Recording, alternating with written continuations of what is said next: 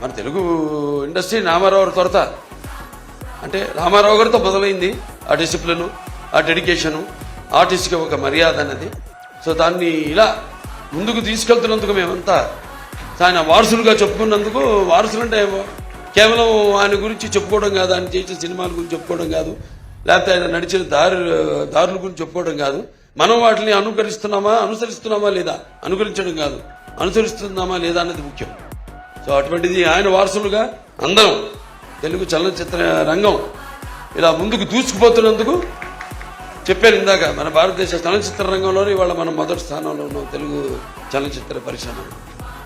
So అటువంటి ఇంకా మంచి మంచి సినిమాలు రావాలి. ఎందుకంటే ఆర్టిస్టులు ఎన్నో కోణాలు ఉంటాయి, ఎన్నో కోణాలు. ఇప్పుడు నాకు చేయాలని ఉంటాయి ఎన్నో పాత్రలు. నాన్నగారు ఎప్పుడు ఒక 20 సంవత్సరాల ముందు ఆలోచించేవారు. ఆయన ఆలోచించి సినిమాలు చేసేవారు. ఆయన అప్పుడు ఆడకపోవచ్చు ఆ సినిమాలు, కానీ ఇవాళ అవి బంగారు గుడ్లు పెట్టే కాదు, కనక వర్షం కురిపించే సినిమాలు అవన్నీ. సో అలా ఇప్పుడు మనం ముందు నేను ఇంకా కొట్టుకెళ్ళగలుగుతున్నానంటే